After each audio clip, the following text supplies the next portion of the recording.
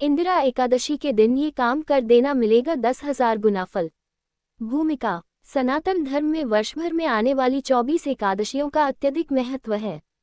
हर एकादशी भगवान विष्णु को समर्पित मानी जाती है, लेकिन पितृपक्ष में आने वाली इंदिरा एकादशी का स्थान विशेष होता है। इस एकादशी का व्रत न केवल जीवित प्राणियों के लिए पुण्यदायी है, बल्कि यह पितरों को मोक्ष प्रदान करने वाला भी माना गया है। शास्त्रों में कहा गया है कि इस दिन किया गया हर छोटा बड़ा कार्य, दान, व्रत और जप तप मनुष्य को 10,000 गुना फल देता है। इंदिरा एकादशी की तिथि और महत्व। इंदिरा एकादशी भाद्रपद मास के कृष्ण पक्ष की एकादशी तिथि को आती है। ये पितृपक्ष श्राद्ध पक्ष के दौरान ही आती है, इसलिए पितरों की मुक्ति के लिए ये सर्वोत्तम दिन होता है। विष्णु पुराण और पद्म पुराण में इस व्रत का वर्णन मिलता है।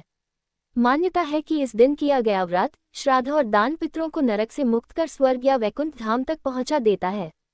इंदिरा एकादशी व्रत कथा। एक समय सतयुग में महिष्मती नगरी में इंद्रसेन नामक राजा राज्य करते थे। वे धर्मनिष्ठ और विष्णु भक्त थे। एक दिन जब वे सभा में बैठे थे, तब उनके पिता पितृलोक से नारद मुनि के माध्यम से संदेश भेजते हैं कि वे यमलोक में दुख भोग रहे हैं। नारद जी ने राजा को बताया कि यदि वे पितरों को मोक्ष दिलाना चाहते हैं तो उन्हें इंदिरा एकादशी व्रत करना होगा और उसका पुण्य अपने पिता को समर्पित करना होगा। राजा इंद्रसेन ने विधिपूर्वक व्रत कर पितरों का तर्पण किया। परिणामस्वरूप उनके पिता को मोक्ष प्राप्त हुआ और वैकुंठ धाम की प्राप्ति हुई। इंदिरा एकादशी व्रत विधि। 1. प्रातःकालीन स्नान और संकल्प। प्रातः स्नान कर स्वच्छ वस्त्र धारण करें। आचमन कर संकल्प लें, मैं भगवान विष्णु की कृपा से पितरों की मुक्ति और स्वयं के कल्याण के लिए इंदिरा एकादशी का व्रत कर रहा हूँ। 2. व्रत नियम। व्रतधारी को ब्रह्मचर्य का पालन करना चाहिए। इस दिन अन्न का त्याग कर फलाहार या निर्जल उपवास करना श्रेष्ठ माना गया है। सात्विक भोजन ही ग्रहण करना चाहिए। 3. पूजा विधि। भगवान विष्णु की मूर्ति या चित्र के सामने दीप प्रज्वलित करें। तुलसी दल, पीला फूल, गंगाजल और पंचामृत से पूजन करें। ओम नमो भगवते वासुदेवाय मंत्र का जाप करें। 4. पितृ तर्पण। कुश, तिल, जल और पिंडदान द्वारा पितरों का तर्पण करें। दान पुण्य अवश्य करें। 5. रात्रि जागरण और भजन। रात भर भजन कीर्तन करें और प्रभु का ध्यान करें। अगले दिन द्वादशी को ब्राह्मण या गरीब को दान देकर व्रत का समापन करें। इंदिरा एकादशी पर क्या करना चाहिए जिससे मिले 10,000 गुना फल। 1. तुलसी के पौधे की पूजा। इस दिन तुलसी पर जल अर्पित कर दीपक जलाने से पितरों को संतोष मिलता है। तुलसी दल भगवान विष्णु को चढ़ाने से 10,000 गायों के दान के बराबर पुण्य मिलता है।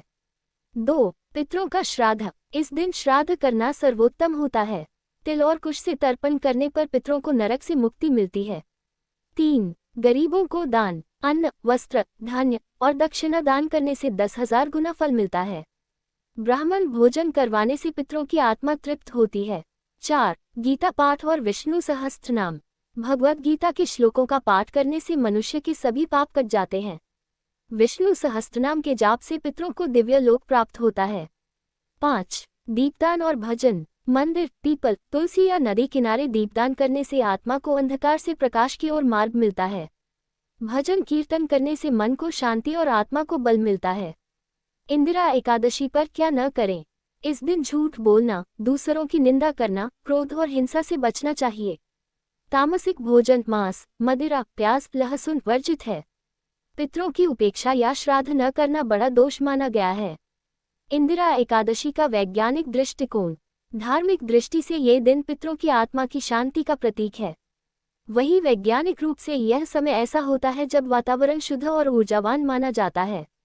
उपवास और सात्विक भोजन से शरीर की शुद्धि होती है और मानसिक शांति प्राप्त होती है। इंदिरा एकादशी का विशेष फल। व्रत करने वाला भक्त अपने पितरों को मोक्ष प्रदान करता है। स्वयं के जीवन में समृद्धि, सुख, शांति और धर्म कर्म की वृद्धि होती है। सभी पाप नष्ट होकर 10,000 गुना पुण्य प्राप्त होता है। यह व्रत मनुष्य को वैकुंठ धाम तक पहुंचा सकता है। निष्कर्ष। इंदिरा एकादशी केवल एक व्रत नहीं बल्कि यह पितृ ऋण से मुक्ति और आध्यात्मिक उन्नति का अद्भुत अवसर है। इस दिन का हर छोटा कार्य, चाहे तुलसी की पूजा हो, श्राद्ध हो, दान हो या विष्णु भक्ति, सब 10,000 गुना फल देता है। जो भी भक्त श्रद्धा और नियमपूर्वक इस व्रत को करता है, वह न केवल अपने पितरों को तारता है बल्कि स्वयं के जीवन को भी दिव्यता और मोक्ष की ओर ले जाता है।